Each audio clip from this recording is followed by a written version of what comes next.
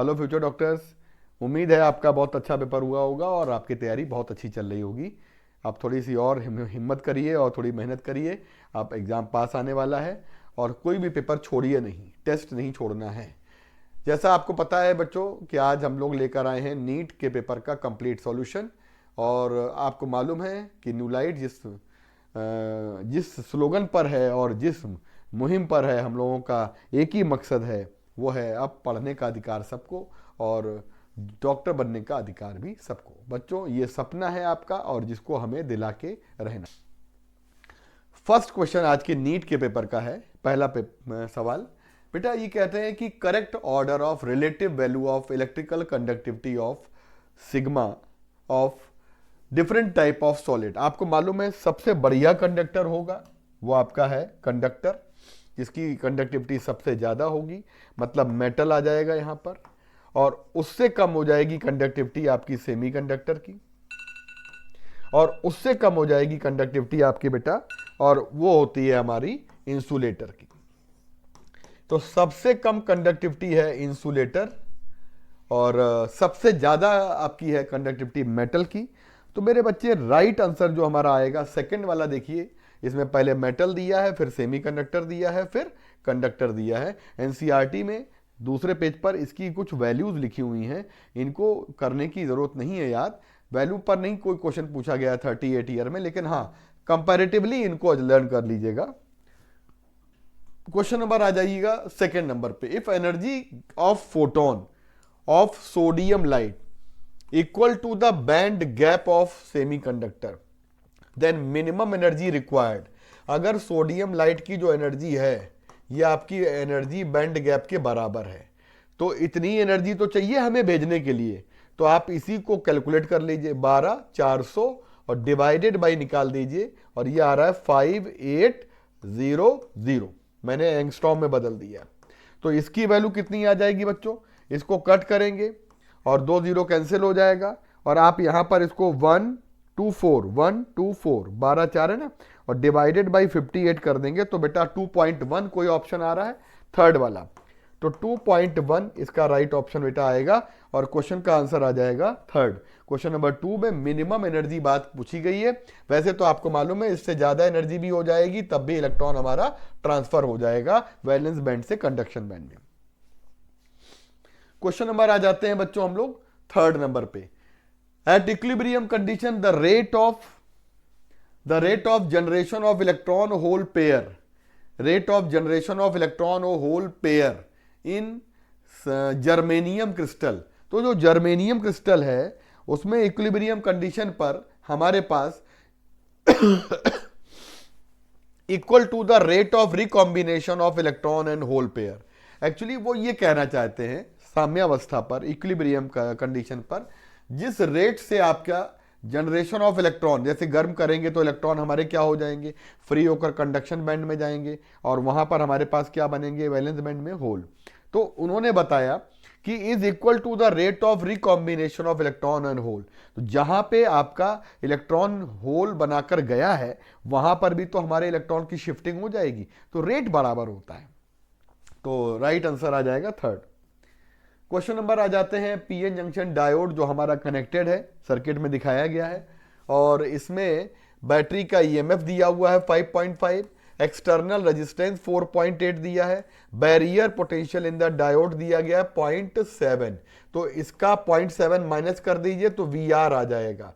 बताइए वीआर कितना आ जाएगा रेजिस्टेंस के अक्रॉस, 5.5 माइनस का 0.7, तो ये आ जाएगा आपके पास 4.8 वोल्ट, और ये वैल्यू आ रही है वीआर की। अगर करंट निकालनी है तो कितना आ जाएगा, ये जो डायोड है इसका बैरियर तो दिया है लेकिन रेजिस्टेंस तो दिया नहीं है, तो कोई और रेजिस्टेंस सर्किट में है ही नहीं, तो ये आ जाएगा वीआर अपॉन आर।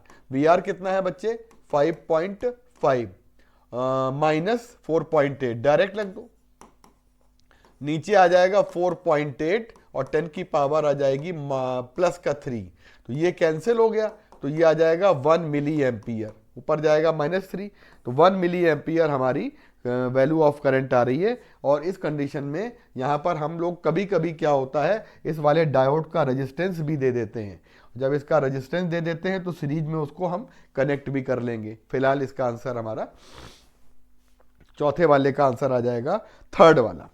इसके बाद आ जाते हैं बच्चों क्वेश्चन नंबर हम लोग 5 पर आ जाते हैं। देखिए आपका जो डायरेक्ट हमारा आंसर है वो डायनेमिक रेजिस्टेंस निकालने के लिए है और वो होता है डेल्टा वी अपॉन डेल्टा आई, और ये सवाल हमारा इसी पर बेस्ड है, डायनेमिक रेजिस्टेंस पर। देखिए कहां से आता है। एक्चुअली क्या है कि वी आई ये एनसीईआरटी का क्वेश्चन है, तो हमें लगता है सॉल्व एग्जाम्पल एज सच दे दिया गया है। इस पॉइंट पर और इस पॉइंट पर हमारा पोटेंशियल डिफरेंस कितना आ रहा है, डेल्टा वी, ये आ रहा है 0.8 माइनस 0.7, और यहां पर आ जाएगा 0.1 वोल्ट। और यहां पर हमें कितनी क्या पूछा जा रहा है, अच्छा ओके ओके ओके, हमें दो कंडीशन दी हुई है। एक तो रेशियो ऑफ द करंट पूछी जा रही है हमको डायोड की, वो हमें 15 मिली एम्पियर पर, और यहां तो दोनों करंट निकालनी पड़ेंगी आपको। पूरा एग्जाम्पल है, सॉल्व एग्जाम्पल। तो बताइए 15 मिली एम्पियर पर करंट जो हमारी है उस समय हमें चेंज निकालना पड़ेगा, यानी डायनेमिक रेजिस्टेंस कितना आ जाएगा, डायनेमिक रेजिस्टेंस आ जाएगा delta we upon delta I. Delta we मालूम पड़ गया, डेल्टा आई हम निकालेंगे तो 0.7 पर कितनी करंट है 10, 0.8 पर 20, ये आ जाएगा हमारे पास 0.1, और नीचे आ जाएगा 20 माइनस 10। बच्चे ये आ जाएगा 0.1 डिवाइडेड बाई 10, 1 अपॉन 100। ये क्या है, 1 अपॉन 100 है आपका, एक्चुअली ये है मिली एम्पियर, और मिली एम्पियर है तो नीचे वाले को चेंज करेंगे हम लोग, है ना, तो यहीं पे चेंज कर लीजिए आप लोग। 10 की पावर हो जाएगी माइनस का 3, ऊपर जाएगा तो ये ऊपर कर देगा 100, और अपॉन हो जाएगा 10, तो 10 ओम का रेजिस्टेंस आपका डायनेमिक वाला आया। डायनेमिक का मतलब जानते हैं, केवल इतने पोर्शन में यहां से लेके यहां तक जो हमारी करंट वेरी करती है विद पोटेंशियल अप्लाइड। फिर हमसे कह रहा है वीडी, मतलब यहां पर निकालना है, तो यहां पर तो करंट हमारी फिक्स है, तो आपके पास स्टैटिक रेजिस्टेंस आ जाएगा आर की वैल्यू वीडी अपॉन आई, और हमारी वीडी की वैल्यू 10 वोल्ट की है और आई की वैल्यू 1 माइक्रो एम्पियर है, माइक्रो एम्पियर दिया है ना, तो यह आ जाएगा हमारे पास आर स्टैटिक। स्टैटिक कब कहते हैं, जब वी और आई चेंज ना हो, तो ये आ जाएगा ऊपर 10 की पावर 7 ओम। अब हमसे कह रहा है रेशियो निकालिए आप, तो रेशियो आपको निकालना है, कौन कौन से का निकालना है, करंट जब 15 मिली एम्पियर पर हो, यानी डायनेमिक का और स्टैटिक का रेशियो निकालना है, तो ऊपर 10 और नीचे 10 की पावर 7 कट जाएगा, 10 की पावर -6 चला जाएगा, तो राइट आंसर आ जाएगा फोर्थ वाला। तो पांचवा सवाल में पूरा एनसीईआरटी में आपका सॉल्व एग्जाम्पल करवा दिया गया बच्चों, तो आंसर आ जाएगा इसका फोर्थ वाला। क्वेश्चन नंबर आ जाते हैं बच्चों हम लोग, देखिए अगर आपसे डायरेक्ट बोला जाए कि किसी भी फॉरवर्ड वाइज में आपका अगर डायोड में करंट चेंज होती है कितनी, 0.7 वोल्टेज चेंज होता है 0.7 से 0.6 से 0.7, तो हमारा चेंज इन वोल्टेज आ जाएगा 0.7 0.6, ये कितना आ जाएगा 0.1, तो डेल्टा वी हमारी वैल्यू आ जाएगी, और बेटा ये वैल्यू हमारी आ रही है। फिर करंट हमारी कितनी चेंज हो रही है, अगर करंट चेंज निकालेंगे डेल्टा आई अगर निकालेंगे, तो डेल्टा आई आ जाएगा 15 मिली एम्पियर माइनस का 5 मिली एम्पियर, तो बच्चे ये आ जाएगा आपके पास 10 मिली एम्पियर, और 10 मिली एम्पियर जब निकालेंगे तो ये वैल्यू हमारी 10 इंटू 10 की पावर 3 माइनस में एम्पियर। अब आपको क्या करना है, रेजिस्टेंस निकालना है, और वो भी कौन सा, डायनेमिक रेजिस्टेंस, चेंज निकालना है। देखो बेटा डेल्टा वी अपॉन डेल्टा आई, बताइए डेल्टा वी कितना है 0.1, डेल्टा आई कितना है 10 की पावर माइनस का 3, माइनस का 2 आएगा, ऊपर जाएगा तो 10 ओम का आंसर आ जाएगा। तो कभी भी अगर वोल्टेज वेरी कर रहा है, करंट वेरी कर रही है, तो आपका रेजिस्टेंस डायनेमिक होता है। राइट आंसर आ जाएगा 6 वाले सवाल का थर्ड वाला आंसर। क्वेश्चन नंबर आ जाते हैं हम लोग, PN junction photo diode is made of material with band gap दिया गया है आपको ईजी, और कहता है minimum frequency of the radiation that can be absorb by the material is nearly, मतलब कितनी फ्रीक्वेंसी होगी नियरली, तो हमें मालूम है कि एच न्यू की जो वैल्यू हो जाएगी वो इक्वल टू एनर्जी गैप के होगी, तभी तो ये मिनिमम फ्रीक्वेंसी है। मिनिमम एनर्जी गैप को पार करने के लिए इतनी चाहिए एच न्यू, फोटोन की एनर्जी, तो मिनिमम फ्रीक्वेंसी यहां से निकल आएगी। तो न्यू मिनिमम की वैल्यू आ जाएगी, एनर्जी गैप है 2, इलेक्ट्रॉन वोल्ट को बदल दीजिए जूल में, 10 की पावर आ जाएगा -19 जूल, और नीचे आ जाएगा हमारे पास एच की वैल्यू डिवाइड कर देंगे 6.6 10 की पावर -34। तो -34 है, तो हमारे पास ये वैल्यू कितनी आ रही है 3.2 और डिवाइडेड बाई 6.6 0.48 आ रही है, यानी कि करीब करीब हम मान के चलते हैं न्यू मैक्सिमम हमारे पास आ जाएगा 0.48 और 10 की पावर -34 और ऊपर जाएगा तो बेटा ये आ जाएगा +15। तो +15 आ रहा है, और आप इसको लिखेंगे 4.8 और 10 की पावर आ जाएगा 14, तो लगभग 5 ले लेंगे, और 5 में 10 की पावर 14 है, तो that is your minimum frequency. Minimum frequency आ रही है जो हमारी अच्छा, इससे ज्यादा अगर एनर्जी हो जाएगी तो क्या होगा? अगर इससे ज्यादा एनर्जी हो जाएगी तो भी हमारा ये पार कर जाएगा गैप को। तो बहुत अच्छा क्वेश्चन है ये, फोटो एमिशन पर है। क्वेश्चन नंबर आ जाते हैं सेमीकंडक्टर में। Semiconductor used to fabricate LED to produce visible light must have energy gap, मतलब विजिबल लाइट बनाने के लिए कितना एनर्जी गैप होना चाहिए। मतलब विजिबल लाइट की एनर्जी होती है, अगर हम देखें तो विजिबल लाइट की विब ग्योर है ना, तो विब ग्योर में अगर हम बात करेंगे तो एनर्जी अगर निकालेंगे तो बेटा इसकी होती है 3.1 इलेक्ट्रॉन वोल्ट और इसकी होती है 1.6 इलेक्ट्रॉन वोल्ट। आपको अगर याद नहीं है तो याद करिए, बहुत जरूरत पड़ेगी डुअल नेचर ऑफ रेडिएशन में। और वैसे भी हम बता देते हैं अगर नहीं याद है तो इसकी वेवलेंथ होती है 4000 और आपको एनर्जी निकालनी है तो 12400 को 4000 से डिवाइड कर देंगे, डायरेक्ट एंगस्ट्रॉम इलेक्ट्रॉन वोल्ट में आ जाएगा। इसकी होती है 7000 और डायरेक्ट हम डिवाइड कर देंगे 12400 को, तो हम लोग की एनर्जी 1.6 आ जाएगी। फिलहाल आपकी एनर्जी गैप जो होना चाहिए, अब आपका कौन सा वाला ऑप्शन इसमें सही बैठ रहा है? मुझे लगता है इससे ज्यादा चलेगा, इससे कम ये तो चल रहा है, ये वाला 1 ये तो 1.6 मिनिमम है, यानी ये नहीं हो सकता, इससे ज्यादा मिनिमम वाला नहीं दिखाया गया है। और यानी कि बेस्ट आंसर हमारा जो आ रहा है, मतलब कहने का विजिबल लाइट की मिनिमम एनर्जी इतनी है और मैक्सिमम एनर्जी इतनी है, तो गैप जो होना चाहिए वो इससे ज्यादा होना चाहिए और इससे कम होना चाहिए। ठीक, गैप वही चीज दिखा रहा है। ये क्वेश्चन आपका है वो आपका PYQ पर है, और PYQ का जो क्वेश्चन आया था बच्चों, इसमें 6 वोल्ट ये दिया है, 0 वोल्ट ये दिया है। जब करंट यहां से चलेगी तो करंट को चलने में ये करंट आ रही है, इधर आ रही है, इधर आ रही है, इधर आ रही है, इधर और इधर, पूरी एलईडी जल जाएगी। एलईडी जलने का मतलब है ऑन, सर्किट ऑन हो गया। एलईडी जल जाएगी इसका मतलब ऑन, ऑन का मतलब हो जाएगा 1। एलईडी नहीं जलेगी ऑफ, इसका मतलब हो जाएगा 0। जब तक टेबल नहीं बनाओगे तब तक बात समझ में नहीं आएगी। बताइए, ये 0 ये 0 0 0 का मतलब है दोनों हमारे ओपन है। अगर 0 की है की, यानी कि ए और बी इनपुट 0 पर है तो वो ओपन है, और अगर ये ओपन है तो करंट का रास्ता ये है, एलईडी जलेगी 1। और अगर ये खुला है, ये बंद है, तो भी करंट इधर ही से जाएगी, इधर से तो जाने से रही, तो भी 1 आ जाएगा। और अगर हमारा उल्टा हो जाए, ये बंद हो जाए, ये खुला हो, तो भी दोनों कंडीशन कर दी जाए, मतलब दोनों बंद कर दें। अगर हम, ये टर्निंग पॉइंट है, जैसे ही आपने दोनों बंद किया, की ऑन किया, तो करंट का रास्ता बजाय इधर जाने के इधर आ जाएगा, एलईडी बुझ जाएगा।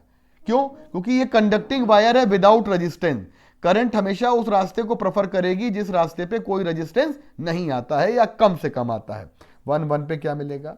एलईडी बंद हो गया। वाई का मतलब है एलईडी जलना और बुझना। जलेगा 3 केस में, बुझेगा 1 केस में। आंसर है ये नॉर गेट। कौन सा? नहीं, नैंड गेट। तो कौन सा गेट है ये? NAND gate. इस टेबल को नैंड गेट की टेबल कहा जाता है। तो ये सिग्नल, ये सर्किट नैंड गेट के लिए बनाया गया है। बहुत ही अच्छा, शानदार। और जरा देखिए क्वेश्चन में हमसे कह रहा है बेटा कि मैच द फॉलोइंग। अब बताइए, इनमें हमें मैच करना है। तो इसका जो बेस्ट आंसर आ रहा है वो आप जरा मिलाकर देखिए, P type semiconductor, third group बिल्कुल सही। N type semiconductor, fifth group बिल्कुल सही। इंट्रिंसिक सेमीकंडक्टर, नो इम्प्योरिटी बिल्कुल सही। Drift velocity, mobility into electric field, mobility का फॉर्मूला होता है drift velocity into upon electric field, तो इसका मल्टीप्लाई कर देंगे तो ड्रिफ्ट वेलोसिटी आ जाएगी, ये वाला आ जाएगा। तो ए वाले का है थर्ड, बी वाले का है फोर्थ, सी वाले का है फर्स्ट, और चौथा वाला आंसर मैच करा लीजिए, डन, पक्का। ठीक है, बढ़िया सवाल है, इसमें सारी चीजें आपकी रिवाइज हो गई। क्वेश्चन नंबर आ जाते हैं स्टेटमेंट वाले में। पहला है when Zener diode is used as a DC voltage regulator, बिल्कुल सही बात है, अगर हम डीसी वोल्टेज रेगुलेटर ही बनाते हैं जेनर डायोड से, लेकिन the increase in input voltage, अगर इनपुट वोल्टेज बढ़ता है घटता है, सप्लाई बढ़ती है घटती है, तो रेगुलेटर में ये बदल जाता है। नहीं भाई, गलत है, कांस्टेंट रहता है। रेगुलेटर वही है जिसका आउटपुट कांस्टेंट रहे, जेनर डायोड का वीजेड कांस्टेंट रहे, तो गलत हो जाएगा, ये रॉन्ग है। Statement 2, LED require low operational voltage, less power consumption and compare to incandescent lamp. हमारे घर में जो बल्ब होते थे पुराने जमाने वाले, उनकी तुलना में एलईडी बहुत बढ़िया माना जाता है। तो राइट आंसर आ जाएगा हमारा इसका 11 वाले का थर्ड वाला बन रहा है, पहला गलत और दूसरा सही, बिल्कुल सही, थर्ड वाला बन रहा है। पुराने जमाने के जो बल्ब हुआ करते थे वो हमारे क्या होते थे, जल्दी से जल्दी वो हमारे ज़्यादा से ज़्यादा पावर खा जाते थे, तो उसको रिप्लेस कर दिया था एलसी, जो हमारा एलईडी बल्ब जो है ना, या इसके पहले आए थे सीएफएल, और उसके बाद आ गए हमारे एलईडी। तो एलईडी बहुत कम पावर कंजप्शन वाले हैं। आइए 12 नंबर पे आते हैं। 12 नंबर पे हम केवल एक काम करेंगे, यहां तो करंट जाने से रही, कैपेसिटर लगा है, तो यहां पर हमारे पास 0.2 एम्पियर की करंट यहां से जा रही है और पूरे में जाएगी बेटा। अब हमसे कह रहा है कि in the circuit shown in the figure the voltage difference between A and B, इनके बीच में वोल्टेज डिफरेंस निकालना है। तो देखो यहां से चलो, वी ए माइनस, बताइए आई इंटू आर कितना आ जाएगा, 0.2 और 10 की पावर माइनस का 3 और 5 किलो, 10 की पावर 3 किलो को बदल दिया हमने। और फिर यहां पे आ जाएंगे डायोड, डायोड के बारे में नहीं दिया है तो वो आइडियल मान लेंगे।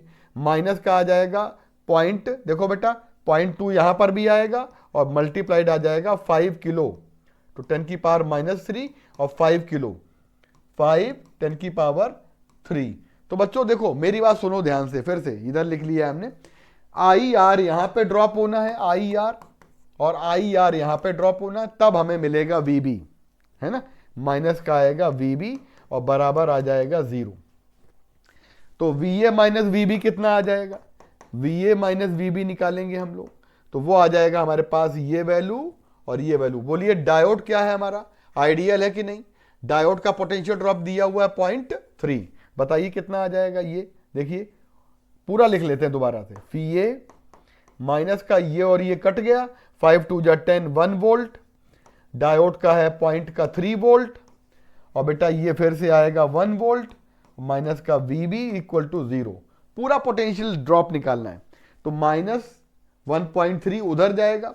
तो देखो बेटा सारे बच्चे सुनिएगा ध्यान से, ये कहां से आया, यहां से, और ये कहां से आया, डायोड का दिया, ये कहां से आया, तो -2.3, तो VA minus VB equal to आ जाएगा, माइनस उधर जाएगा तो 2.3 वोल्ट आ जाएगा। तो इन दोनों के बीच में कितना पोटेंशियल ड्रॉप आ जाएगा, 2.3 वोल्ट। फिर से सुनिए ध्यान से, करंट हमारी इधर तो जानी नहीं, तो अब आई आर यहां और ये VD, सारा पोटेंशियल ड्रॉप जोड़ लेंगे, वही V और VB का पोटेंशियल ड्रॉप आ जाएगा। ठीक, तो अच्छा सवाल है, थोड़ा सा हम लोग आराम से करेंगे तो गलत नहीं होगा, उम्मीद है गलत भी नहीं भी हुआ होगा। ठीक, क्वेश्चन नंबर आ जाते हैं हम लोग ये वाला गेट। ठीक है, कह रहा है कि given circuit which of these is correct, इनमें कौन सा सही है, कौन सा सही है। अच्छा बेटा एक बात बताना, ये कौन सा गेट है, ये नैंड बन गया, इन दोनों को जोड़ेंगे तो नैंड बन जाएगा। नैंड बन जाएगा। और नैंड गेट हम लोग पूरा एक एक करके सारे ऑप्शन देख लेते हैं, दिमाग नहीं लगाते। y0 कब, x1 और x3 क्या हो जाएगा, 0, ये 0, ये 0 और ये 1, 0 और 1 पे क्या आएगा 1, ये 1, 1 और 1 एंड में 1 और ये 0। बिल्कुल सही, पहले ही सही हो गया पहले ही सही हो गया। तो एक गलत करके भी देख लेते हैं हम लोग, है ना, एक गलत करके ही देख लेते हैं। चलो ये दूसरा चेक कर लेते हैं, y0 कब, x1 x2 x3 तीनों 0 हो जाए, चेक कर लेते हैं। ये भी 0, ये भी 0, ये भी 0, 0 0 और है, 0 का उल्टा कन्वर्स 1 और 0 नॉट में जाएगा, नहीं आएगा।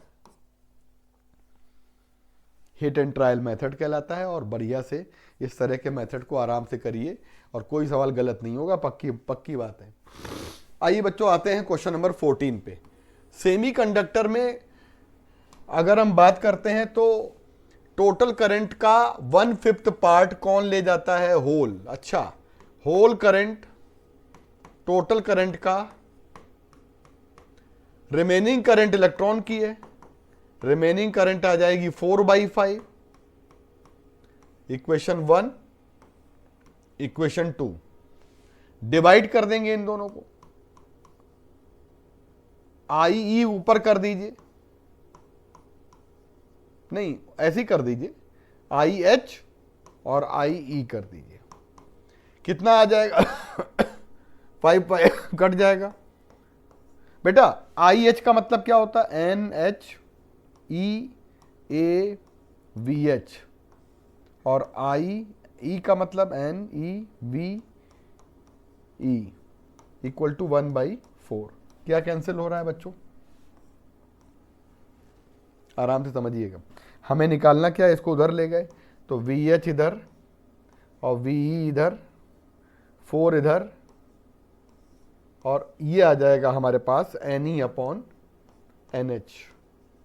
मतलब ये पूरा का पूरा टर्म उस तरफ जाएगा और 4 इधर आ जाएगा। ठीक, अब बताओ आपको इलेक्ट्रॉन की वेलोसिटी कितनी दे रखी है, drift speed of electron twice that of whole.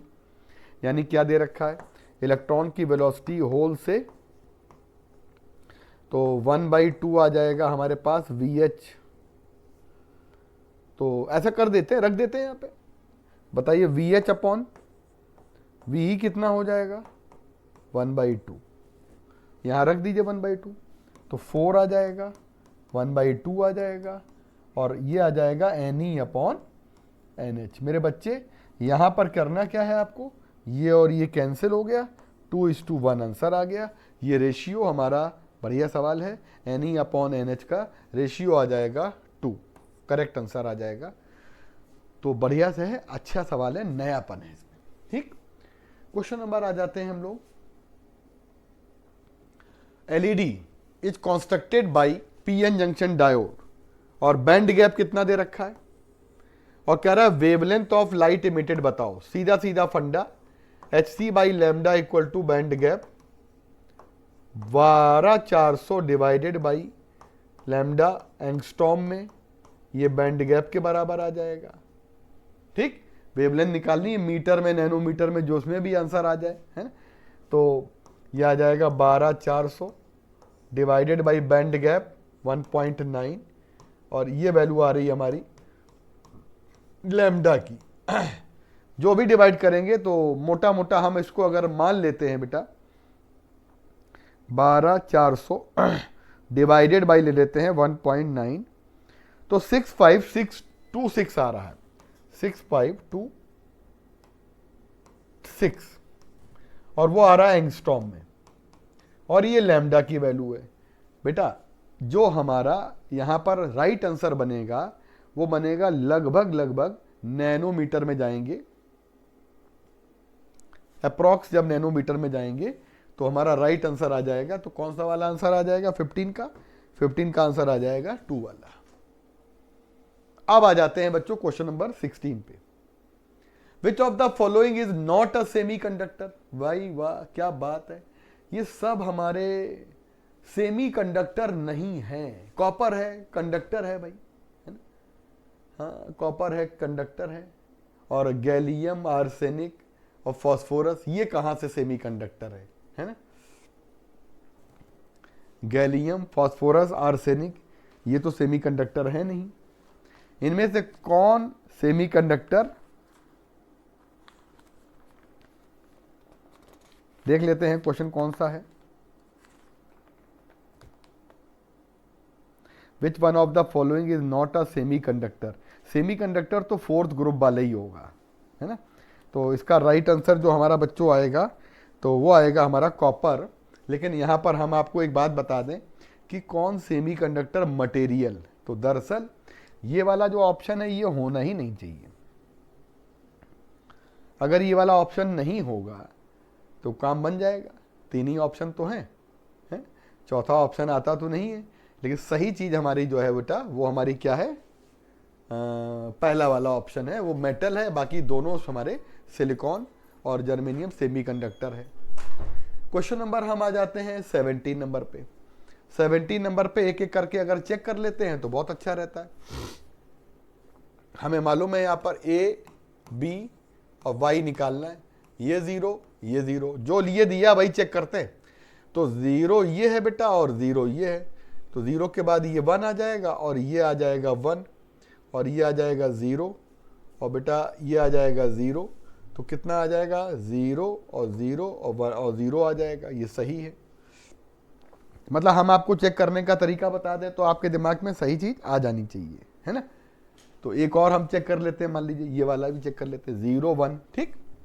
चलिए आइए दूसरा वाला 0 अंदर जाएगा 1, बी वाला 1 यहाँ पे आएगा तो 0 हो जाएगा, बी वाला यहाँ पे जाएगा 1 और ए वाला टर्मिनल यहाँ पे जाएगा 0। तो ये मिलेगा 1, ये मिलेगा 0, ये मिलेगा 1। आहा, कही ये भी चेक कर लेते हैं। तो पहला वाला सही है। आप जब सब चेक करेंगे तो हिट एंड ट्रायल मेथड से ज़्यादा अच्छा है, बाकी कुछ बनाने की आवश्यकता नहीं है। 17 नंबर का पहला वाला आंसर सही। 80 नंबर क्वेश्चन में सोलर सेल का ये डायग्राम दिया गया है और क्वेश्चन नंबर 18 में जरा पढ़िए, it is the VI characteristic of solar cell. A point हमारा जो ओपन सर्किट होता है, ये वाला शॉर्ट सर्किट होता है। बिल्कुल आपका नीट वाला सवाल पूछा गया है, PYQ वाला, कोई बदलाव नहीं किया गया है, ठीक। आगे बढ़ जाए। आइए बच्चों आ जाते हैं क्वेश्चन नंबर 19 पर। तो जो 19 क्वेश्चन है ना बच्चों, इसमें फॉरवर्ड बाइस पीएन जंक्शन कहा है। मैं आपको बताऊं, एनसीईआरटी में जाएंगे आप तो जो ये हमारा बैरियर होता है ना अनबाइज्ड वाला, पहली बात तो एन हाई पर रहता है और पी लो पे रहता है, तो ये तो हो ही नहीं सकता। एन हाई पी लो, ये बैरियर बड़ा होता है और ये बैरियर हमारा घट जाता है। तो बैरियर रिड्यूस फॉरवर्ड में, बैरियर रिड्यूस फॉरवर्ड में, तो फॉरवर्ड का डायग्राम कौन सा वाला हो जाएगा, सेकंड वाला। भाई फर्स्ट वाले में बैरियर ज्यादा है, सेकंड वाले में बैरियर घट रहा है। एनसीईआरटी का सही ग्राफ कौन सा है दिखा देते हैं। ये देखिए, ये वाला है आपका तब जब हमारा अनबाइज्ड डायोड है, अनबाइज्ड। ए वाला कब है, जंक्शन अंडर फॉरवर्ड बाइज। हाँ ये देखो, पहला वाला कब है, जब विदाउट बैटरी, पहला वाला कब विदाउट बैटरी, और तीसरा वाला कब है, हाई वोल्टेज की बैटरी लगा देंगे। तो ये बैरियर को घटा देते हैं। फॉरवर्ड बाइज में बैरियर को रिड्यूस करना ही हमारा मेन काम होता है बेटा। तो एनसीईआरटी का ग्राफ है, सेकंड वाला ऑप्शन सही ऑप्शन है। क्वेश्चन नंबर आ जाते हैं 20 पे। अ सेमीकंडक्टर इज हीटेड, कोई भी सेमीकंडक्टर हीट करेंगे ना तो रेजिस्टेंस घटेगा, अल्फा नेगेटिव होता है इसका, रेजिस्टेंस घट जाता है। 20 का राइट आंसर आ जाएगा बेटा पहला वाला। 21 पे जब हम आ जाते हैं बेटा, तो ये जो हमारा है इसको पहचानने का एक ही तरीका है कि आप ए, बी और वाई, ये ए में नीचे वाला टर्मिनल 0 कहलाता है, ऊपर वाला 1, नीचे वाला 0 और ऊपर वाला 1, नीचे वाला 0 और ऊपर वाला 1। तो ये देखिए 0 यहाँ पर, 0 यहाँ पर, यहाँ 0। तो 0 0 पर क्या मिल रहा है बताइए, 1 0 पे मिलेगा और 1 0 1 पे मिलेगा और 1 1 पे। सारा चेक कर लेते हैं। 1 1 पे क्या, 0 पे क्या मिलेगा, ऊपर 1, बी में 0, यहाँ 1, वेरी गुड। 1 1 पे क्या मिल रहा है, और गेट लग रहा है। 0 1 पे क्या मिलेगा, 1, बिल्कुल सही। तो आप इसको रीड करते जाओ, जैसे ये इनपुट ए है, इनपुट बी है, इनपुट आउटपुट सी है, इसको रीड करते जाइए, जो जो टर्मिनल हो उसके हिसाब से टेबल में पुट करते जाइए, आपको तुरंत गेट के आइडिया लग जाएगा। 21 का पहला वाला आंसर सही है। ठीक है बच्चों, तो आगे का पोर्शन पंकज सर करेंगे। ठीक है, थैंक यू। क्वेश्चन नंबर 22 है बच्चों।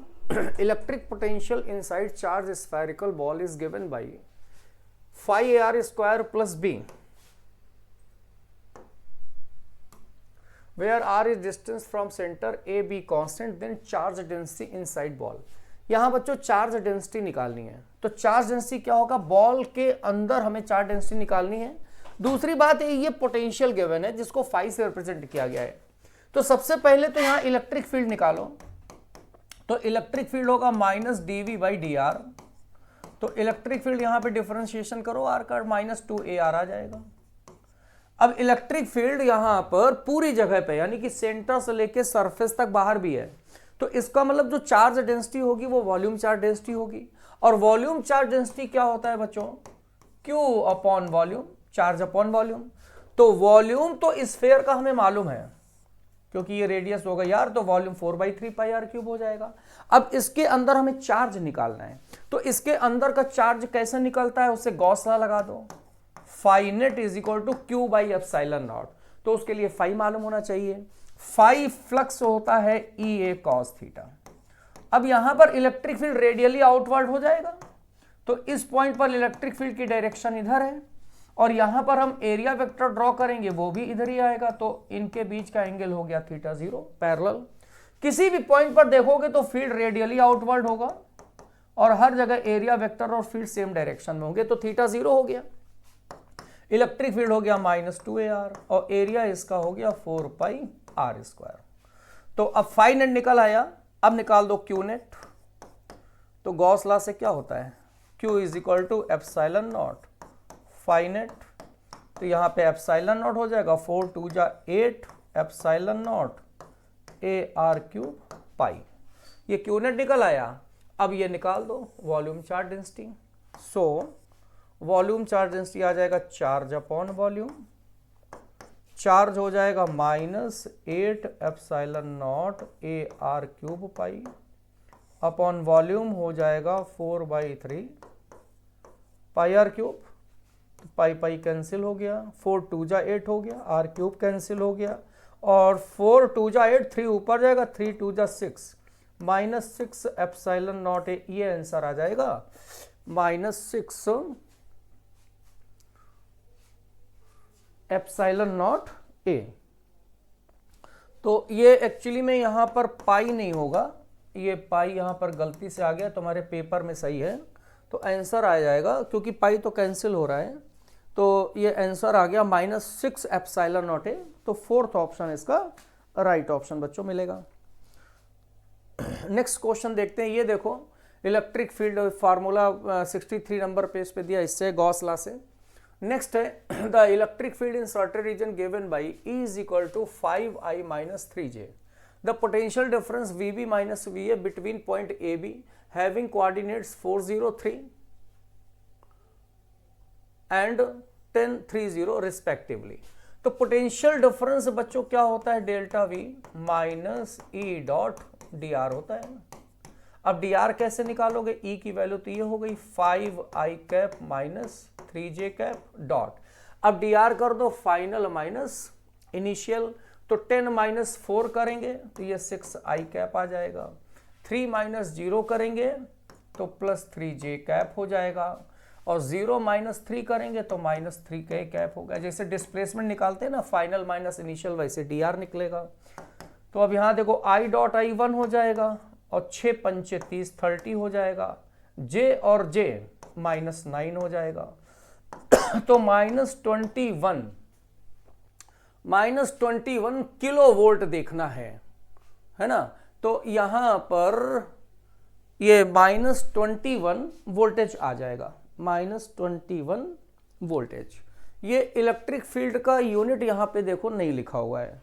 तो इलेक्ट्रिक फील्ड एक्चुअली में यहां पे दिया होगा किलो वोल्ट पर मीटर। तो यहां पे 21 किलो वोल्ट आ जाएगा माइनस में। तो इससे ऑप्शन नंबर सेकंड आ जाएगा। सेकंड ऑप्शन इसका राइट ऑप्शन हो गया। नेक्स्ट है electric charge uniformly distributed along long straight wire of radius 1 mm, the charge per centimetre length of wire q coulomb, another cylindrical surface of radius 50 centimeter length 5 meter symmetrically encloses the wire shown figure, the total electric flux cylinder से निकालना है। इसमें बच्चों देखो question बहुत अच्छा है। ये एक इनफाइनाइट वायर है, इसकी रेडियस गिवन है कितनी 1 mm। पहली बात रेडियस से कोई मतलब नहीं है, इसका चार्ज क्या है। इस वायर पे चार्ज जो है वो गिवन है कि चार्ज पर सेंटीमीटर, लैम्डा क्या होता है charge per unit length, linear charge density, वो क्यू कूलम पर सेंटीमीटर है। तो लैम्डा को हम लोग लिख सकते हैं सेंटीमीटर मीटर में कन्वर्ट कर लो, -2 कूलम पर मीटर हो जाएगा। तो लैम्डा आ जाएगा 100 क्यू कूलम पर मीटर। अब आगे बोला जा रहा है इस वायर के चारों तरफ ये सिलेंडर है जिसकी लेंथ कितनी है 5 मीटर और रेडियस 50 सेंटीमीटर है। तो इससे पास होने वाला फ्लक्स बताओ। तो हमें मालूम है बच्चों फ्लक्स होता है क्या लीनियर डेंसिटी के टर्म्स में lambda L by epsilon not. अरे भाई चार्ज होता है क्यू इनसाइड, तो यूनिट लेंथ का चार्ज लैम्डा है, तो ये L लेंथ का चार्ज कितना हो जाएगा लैम्डा L, सीधी सी बात। तो लैम्डा हो जाएगा 100 क्यू और लेंथ हो गई यहां पे 5 मीटर बाई एप्सिलॉन नॉट। तो फ्लक्स आ गया 500 क्यू बाई एप्सिलॉन नॉट। ये सेकंड ऑप्शन बच्चों देखो मैच कर रहा है, तो second option is the right option. ये भी भाई गॉस लॉ पे बेस्ड है। Next, 2 thin wire rings each having radius r are placed at distance d apart with their axis coinciding. The charge in 2 rings are plus q minus q, potential difference between center.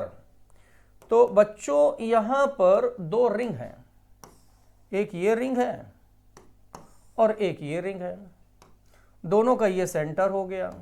ठीक, अब इसमें कह रहा है कि दोनों की radius भी कितनी है r है, r, इनके बीच की डिस्टेंस जो ये हो गई ये d डिस्टेंस हो गई है। ठीक, चार्ज रिंग पे प्लस q है, प्लस q प्लस प्लस ये फैला हुआ है चार्ज और ये माइनस माइनस फैला हुआ है। तो पोटेंशियल डिफरेंस सेंटर के बीच का हमें निकालना है। कैसे निकालोगे भैया, देखो सेंटर ये पोटेंशियल डिफरेंस Vc1 और Vc2 ऐसे निकालो। तो सेंटर पर पोटेंशियल कितना हो जाएगा, इसके सेंटर पर पोटेंशियल इस चार्ज की वजह से होगा और ये चार्ज जो फैला है इसकी वजह से होगा। तो अगर हम Vc1 देखें पहले के सेंटर पर, तो इस चार्ज की वजह से हो जाएगा KQ/R और इस चार्ज से सेंटर तक की डिस्टेंस हो जाएगी √d² प्लस r²। अरे ये r है ना, तो पाइथागोरस लगा लो। तो ये हो जाएगा, ये माइनस चार्ज है, -KQ/√r² plus d²। Potential difference निकालना है हमें, तो पोटेंशियल डिफरेंस हम लोग को मालूम है, हम लोग पॉजिटिव लेंगे। अब C2 पे निकालो, तो Vc2 हो जाएगा, इस चार्ज की वजह से पोटेंशियल डिफरेंस हो जाएगा -KQ/R और यहां से ये भी डिस्टेंस फिर से यही बन जाएगी। तो इस पॉजिटिव चार्ज की वजह से सेंटर पर हो जाएगा Q/R यानी कि प्लस में KQ/R का मतलब √d² प्लस r²। अब इसमें डिफरेंस हम लोग अगर निकालें तो एक से दूसरे को माइनस कर दो। ठीक है, तो Vc1 minus Vc2, this minus this करेंगे तो प्लस हो जाएगा, माइनस हो जाएगा, ये दोनों ऐड हो जाएंगे, 2KQ/R आ जाएगा और ये माइनस माइनस ये भी हो जाएगा 2KQ/√r² प्लस d²। तो अब बच्चों यहां पर ये आंसर क्या मिलना चाहिए, k की वैल्यू रखो 1/4πε0 और 2Q/R भी बाहर ले लो, 2Q/R बाहर ले लिया, या R ना बाहर लो, R को बाहर नहीं ले सकते हैं ना, 2KQ बाहर ले लो क्योंकि R इसमें कॉमन नहीं आएगा। तो ये 1/R आएगा और 1/√r² प्लस d² आएगा, 2 2 जा 4 हो गया। तो ये हमें मिल जाएगा Q/2πε0 1/r minus 1/r² plus D square.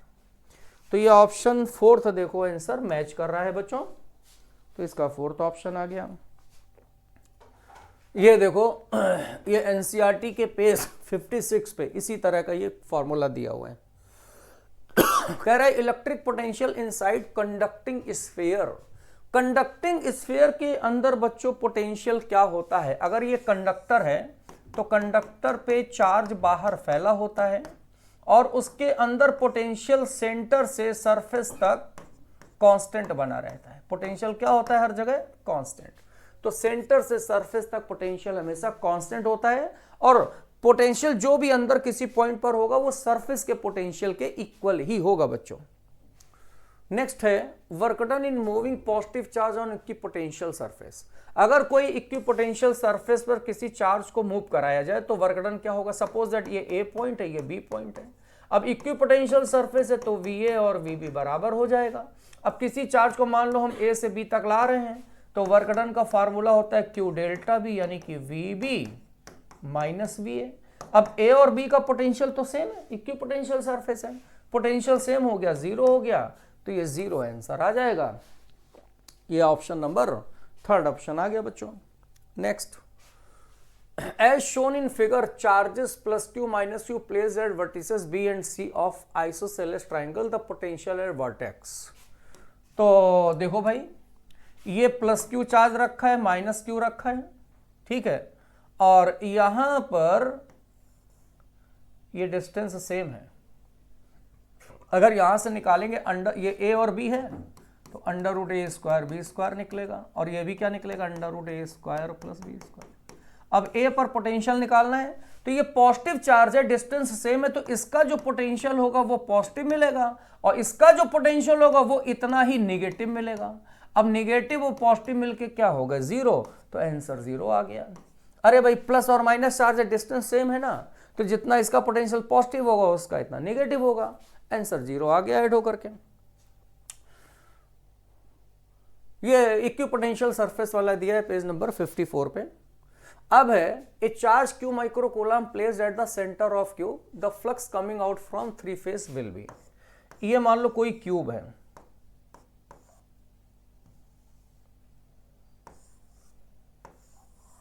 ये क्यूब है, अब सेंटर पे चार्ज रखा हुआ है क्यू, तो क्या कर रहा है? Flux coming any three phase. देखो बच्चों अगर चार्ज सेंटर पे रखा है तो इसके 6 फेस हैं, तो यानी कि इस क्यूब से फ्लक्स नेट हो जाएगा phi net Q by epsilon naught. और ये फ्लक्स कितने फेस से पास होगा? 6 फेस से। तो एक फेस से फिर कितना फ्लक्स पास हो जाएगा?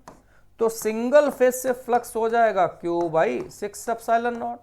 और इन्होंने किससे पूछा है? 3 फेस से, तो 3 फेसेस से, अरे एक से Q by 6 epsilon not pass हो रहा है तो 3 से 3 का मल्टीप्लाई कर दो तो क्यू बाई 2 एप्सिलॉन नॉट हो जाएगा। क्यू बाई 2 एप्सिलॉन नॉट, और ये माइक्रो कूलाम चार्ज है, कूलाम में करेंगे तो -6 आ जाएगा, तो इससे आंसर बच्चों सेकंड मैच कर जाएगा। तो इसका सेकंड ऑप्शन आ गया, second option is the right option. Next कह रहा है charge Q distributed uniformly on ring of radius R. ये रिंग है, ये रेडियस आर है, इसकी रेडियस आर है। Consider sphere equal radius R, इसकी भी रेडियस आर है, और with centre at periphery of ring, इसका सेंटर इसके पेरीफेरी पे है। Find flux of electric field through surface of sphere, इससे पास होने वाला फ्लक्स निकालना है। देखो बच्चों यहां पर ये क्यू चार्ज इस रिंग में यहां पर पूरी तरीके से फैला हुआ है। अब इससे पास होने वाला फ्लक्स निकालना है, तो अब हमें मालूम है फ्लक्स का फार्मूला होता है Q inside by epsilon not. अब हमें ये देखना पड़ेगा कि यहां से यहां तक कितना चार्ज इसके अंदर बंद है, यहां से यहां तक चार्ज बंद ये निकालना पड़ेगा। अब ये हम कैसे निकालेंगे? देखो सीधी सी बात है, हम बच्चों बताएं, दोनों की रेडियस सेम है, इसका सेंटर इससे और इसका सेंटर इससे जा रहा है, तो यहां पर ये रेडियस r हो जाएगी, ये r है और ये भी r हो जाएगा, तो ये एंगल 60 बनेगा। इसी तरह से ये एंगल भी 60 बनेगा। अब ये टोटल 120 डिग्री एंगल बन रहा है। अब टोटल एंगल 360 बनता है, और ये 120 का मतलब ये जो पार्ट इतना लेंथ हो गया वो लेंथ 120/360 यानी कि 1/3 हो गया टोटल का। तो इतना पार्ट बच्चों टोटल का 1/3 आ गया। समझ गए कैसे आ गया? ये एंगल 120 बनेगा और 120 360 का 1/3 है, तो यानी कि ये जो लेंथ है यहां से यहां तक गॉसियन सरफेस के अंदर जो लेंथ है ये लेंथ भी 1/3 हो गई। तो चार्ज भी इसके अंदर का टोटल का 1/3 हो गया, तो Q इनसाइड हो जाएगा 1/3। तो Q/3 इसका आंसर आ जाएगा, क्योंकि गॉसियन सरफेस के अंदर का ही हमें चार्ज लेना है। तो third option is the right option. Next आ जाओ। A linear charge having linear charge density lambda penetrates cube diagonally and then penetrates sphere diametrically as shown in figure. Ratio of flux through cube and sphere. अब cube और sphere से ratio निकालना है। ये एक rod है, linear charge density lambda, इसकी भी लीनियर चार्ज डेंसिटी लैम्डा है, और इसकी दोनों की साइड, इसकी भी साइड है और इसका रेडियस ए है। अब इसकी साइड अगर ए है तो बच्चों इसमें अगर हम फ्लक्स निकालेंगे फाई क्यूब, तो इसका फ्लक्स वही आ जाएगा क्यू इनसाइड या lambda L by epsilon not कर दो। लैम्डा एल का मतलब लैम्डा हो गया यूनिट लेंथ का चार्ज, और एल लेंथ हो गया बच्चों लेंथ इनसाइड गॉसियन सरफेस। तो ये तो लैम्डा हो गया, और ये डायगोनली जा रहा है, तो डायगोनल की लेंथ कितनी होती है? a√3। तो लेंथ इनसाइड गॉसियन सरफेस हो गया a√3 और बाई एप्सिलॉन। इसी तरह हम स्फीयर में निकालेंगे, तो इसमें भी यही लैम्डा हो गया, लैम्डा और लेंथ अंदर की 2a हो गई बाई एप्सिलॉन नॉट। दोनों को डिवाइड करो, लैम्डा ये lambda a epsilon naught cancel, तो cube upon sphere, cube upon sphere, इसका आ गया √3/2।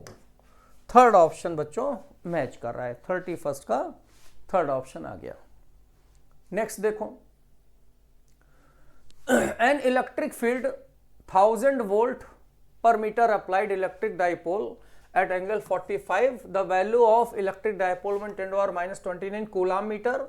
What is potential energy? Potential energy कितनी होती है? -PE cos theta. तो P डाइपोल मोमेंट ये है 10⁻29, इलेक्ट्रिक फील्ड है 1000 और cos 45 1/√2 हो जाएगा। 1/√2 लगभग 0.7 होता है, और 29 और 1000 कर दो, तो 29 और 1000 का मतलब ये हो जाएगा 639 -26। इसको लिख सकते हैं लगभग 7 × 10⁻27 जूल।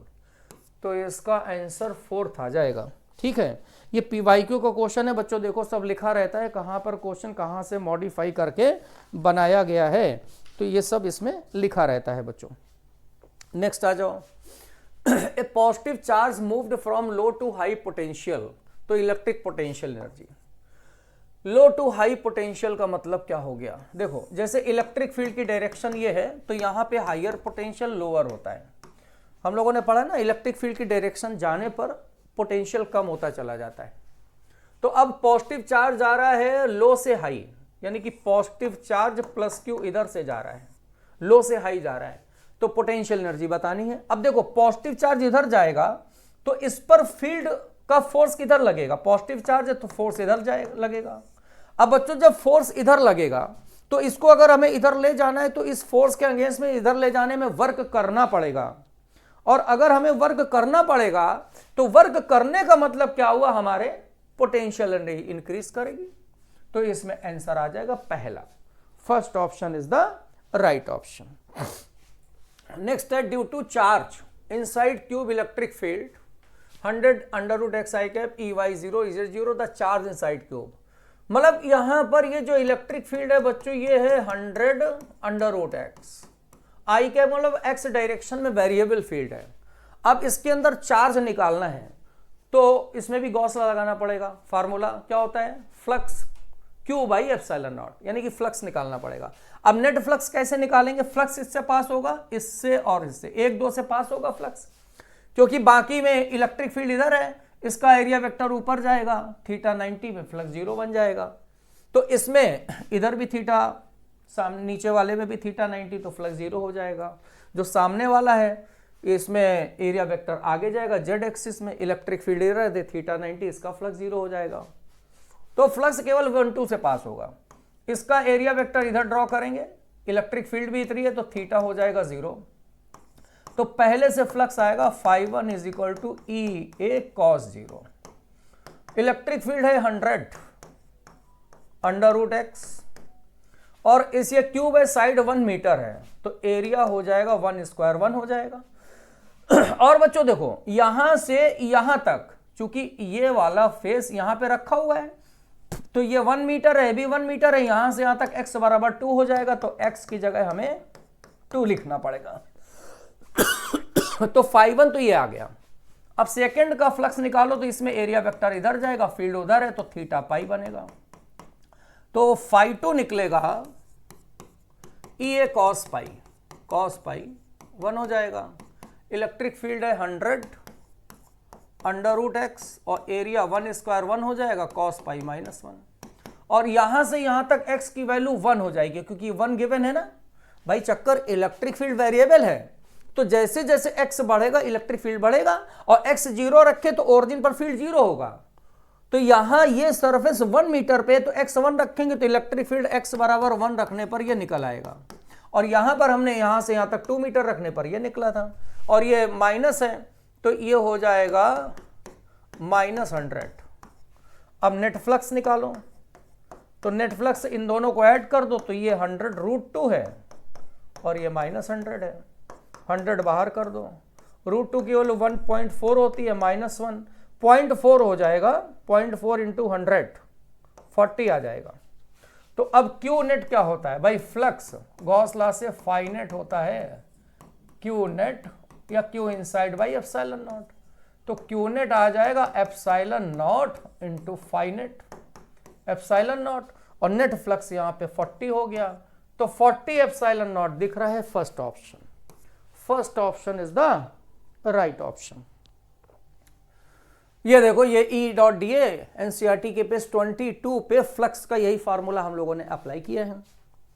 नेक्स्ट है, if a charge spherical conductor of radius 10 centimetre has potential V at point distance 5 centimetre from centre, then potential difference 15 centimetre पे निकालना है। देखो बच्चों, इसकी रेडियस है 10 सेंटीमीटर और 5 सेंटीमीटर पे ये पोटेंशियल है, तो 15 सेंटीमीटर पे हमें निकालना है पोटेंशियल। यहां पे V डैश क्या होगा?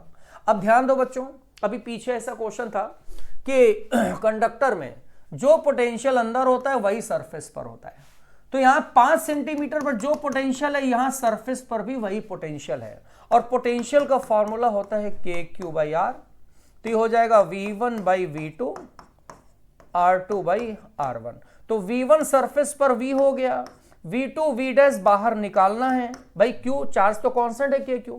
अब R ये वाली डिस्टेंस हो गई R2 ये 15, और पहली वाली डिस्टेंस ये 10 हो गई, तो ये 3/2 आ गया। तो V डैश उधर ले जाओ जो कि हमें यहां पर बाहर निकालना है, V डैश 2 इधर ले आओ 3 इधर ले आओ, तो 2/3V हो जाएगा। ये देखो सेकंड ऑप्शन इसका मैच कर रहा है, सेकंड ऑप्शन राइट हो गया बच्चों। नेक्स्ट, ये देखो एनसीईआरटी का KQ/R लगाया हुआ है, ठीक। नेक्स्ट है, एक charge Q placed at centre of hemispherical ball of radius R shown figure, electric flux passing through surface. एक ये कटोरा है, इसके सरफेस पे ये चार्ज रखा हुआ है, तो हमें क्या निकालना है? Electric flux passing through surface, इससे फ्लक्स निकालना है, ठीक है। सरफेस का मतलब ये पूरा बाउल हो गया है ना। तो अब जरा आप ध्यान दीजिए, इसको अगर हम चार्ज को बंद करेंगे तो एक और हमें यहां पर बाउल ऊपर रखना पड़ेगा।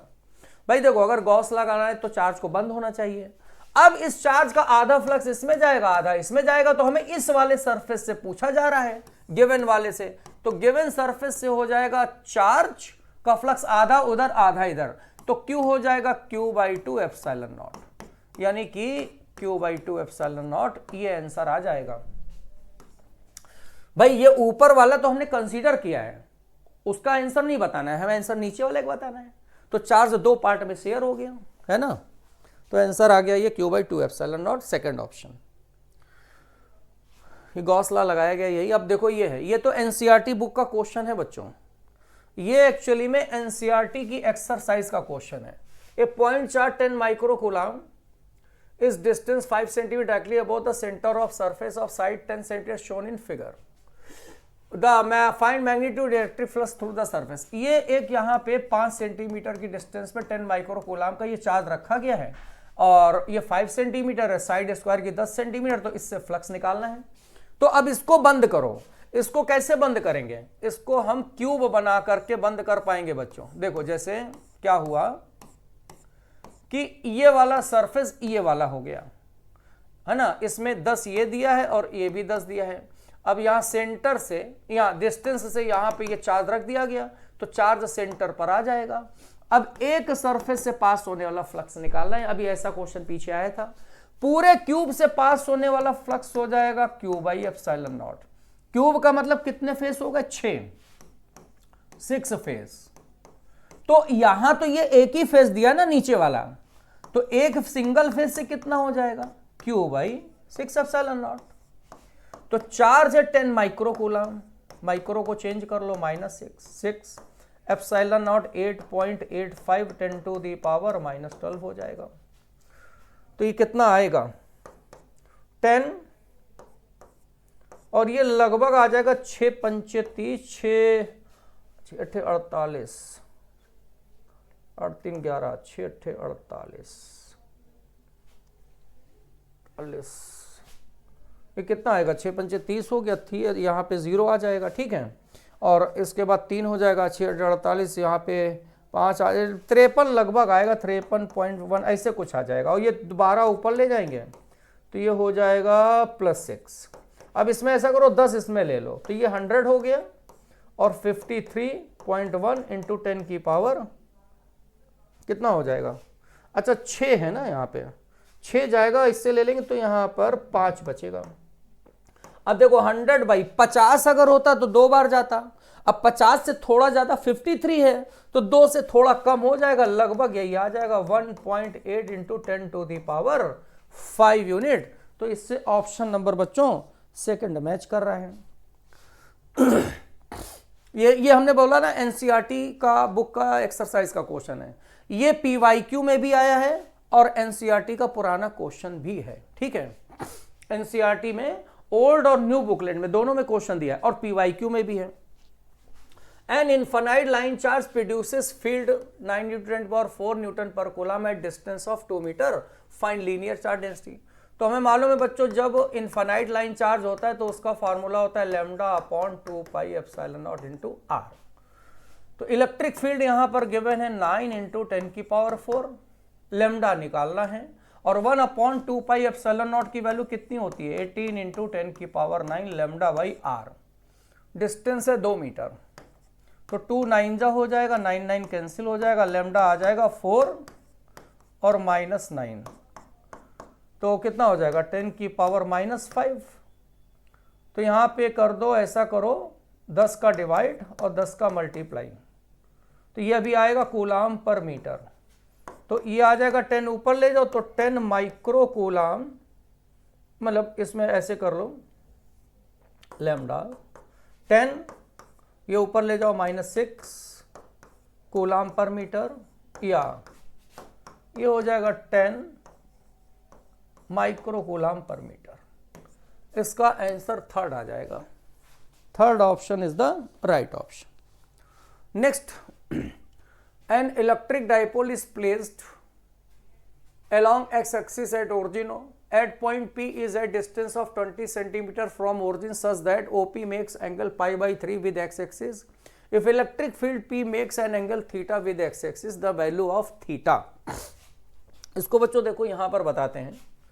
यहां पर देखो क्या है, ये ओरिजिन है और यहां डाइपोल रखा हुआ है -q और +q।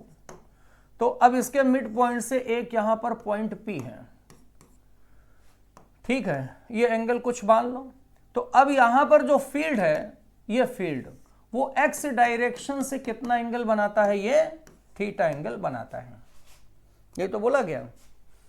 और OP makes angle pi by 3 x axis. अच्छा, ये OP हो गया, तो OP ये एंगल कितना बन रहा है, पाई बाई 3, इसको थीटा डैश मान लो।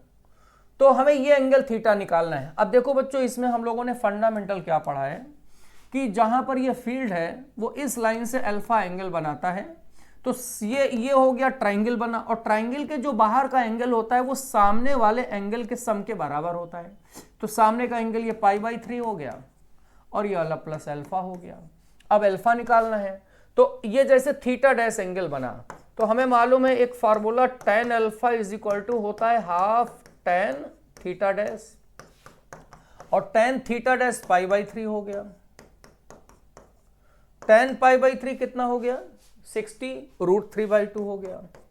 ठीक है, tan अल्फा, तो यहां से अल्फा निकला tan इनवर्स √3/2। बच्चों ये तुमने आर्टिकल पढ़ा होगा ना, डाइपोल की जनरल पोजीशन। तो अब ये थीटा पूछा गया था, तो थीटा आया पाई बाई 3 प्लस, और अल्फा की ये वैल्यू हो गई tan इनवर्स √3/2। तो पाई बाई 3 tan इनवर्स √3/2, ये थर्ड ऑप्शन बच्चों मैच कर रहा है। Third option is the right option. ये जो है एक्सियल और इक्वेटोरियल की ये पोजीशंस गिवन है, ये cos थीटा ये दिया इलेक्ट्रिक फील्ड जनरल पे। अब आ जाओ 40 number. A charge q minus q are placed at points A and B respectively, which are distance 12 apart. C is the midpoint between AB. The work done moving charge plus q along semicircle CRD. Work done निकालना है बेटा। देखो इसमें ये charge है, ये है C mid point है, ये डिस्टेंस 12 है, तो ये L हो जाएगा, और चार्ज मूव करा के कैपिटल Q प्लस वाला ले जा रहे हैं इस रास्ते से यहां पे। ये सेमी सर्किल है, यानी कि अगर ये रेडियस L है तो ये भी L हो जाएगा। C से D तक ले जाने में हमें निकालना है क्या, वर्क डन। तो हमें मालूम है बच्चों वर्क डन का फार्मूला होता है charge into potential difference. Potential difference कहां का, जहां से जहां पर ले जाते हैं, तो C से D पर ले जा रहे हैं, तो फाइनल पोटेंशियल D हो जाएगा, VD और C। VD और VC निकालना है। अब देखो ये चार्ज हमने यहां पे रख दिया, जब ये चार्ज हमने यहां पे रख दिया तो इसमें यहां काम खत्म हो गया। अब C और D पर पोटेंशियल निकाल दो, तो C पर अब पोटेंशियल इस चार्ज और इस चार्ज की वजह से मिलेगा, और कितना मिलेगा, 0। क्यों, C पॉइंट पर पोटेंशियल ये होगा प्लस KQ/L और ये minus KQ/L, plus minus cancel potential हो गया। और D पर पोटेंशियल निकालो, अब D पर पोटेंशियल इसकी वजह से निकालेंगे तो KQ/L plus L plus L 3L आ जाएगा, और इसकी वजह से माइनस KQ/L आ जाएगा।